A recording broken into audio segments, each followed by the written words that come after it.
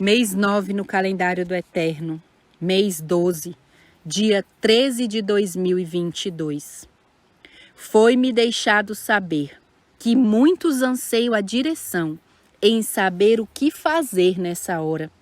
Mas ainda que essa ansiedade seja boa, não é suficiente sem que haja uma entrega total e absoluta à vontade do Eterno.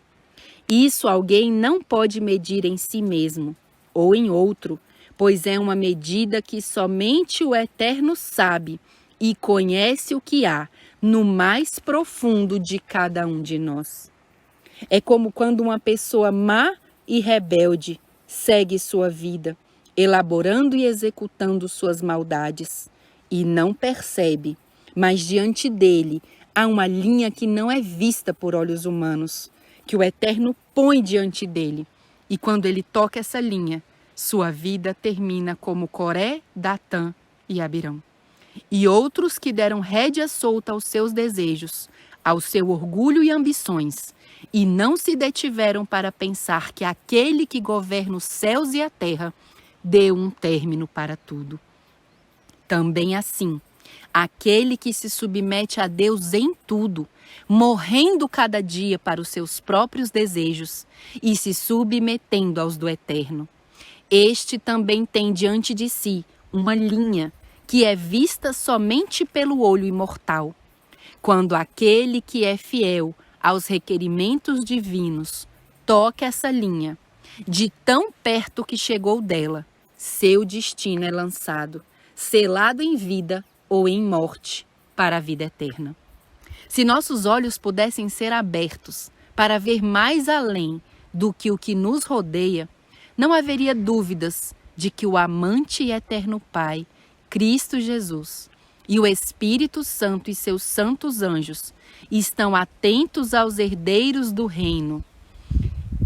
E não acontecerá com eles nada que a divindade não saiba e permita.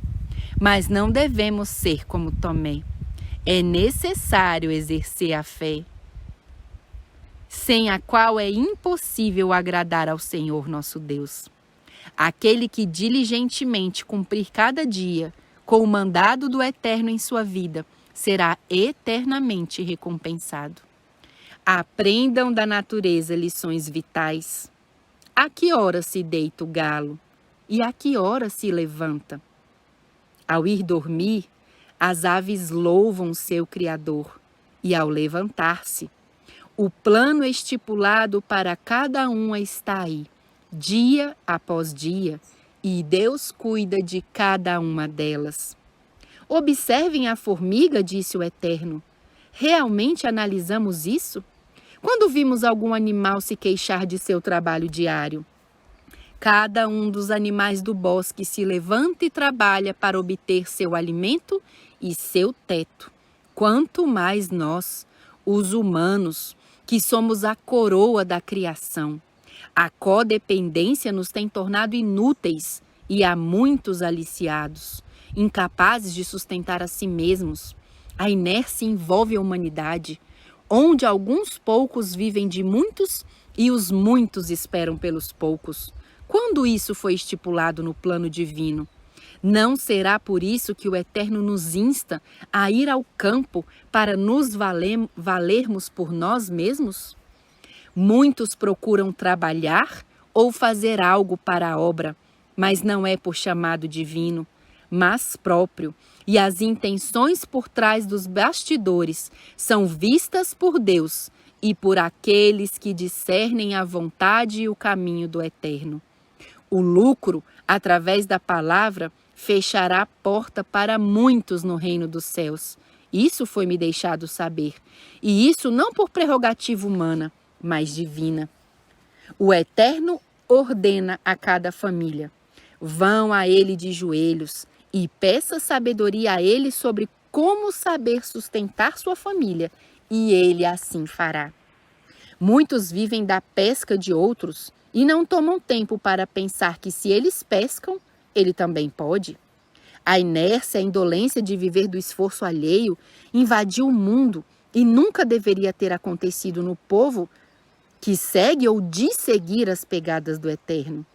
Deus deu ao povo de Israel, quando entrou em Canaã, terra cultivável, e cada um devia fazer sua parte para continuar a descendência em dito lugar. Peçamos ao Eterno em rogo e oração que nos dê a capacidade de ver o que à simples vista não se vê e de fazer o que os nossos membros se negam a fazer.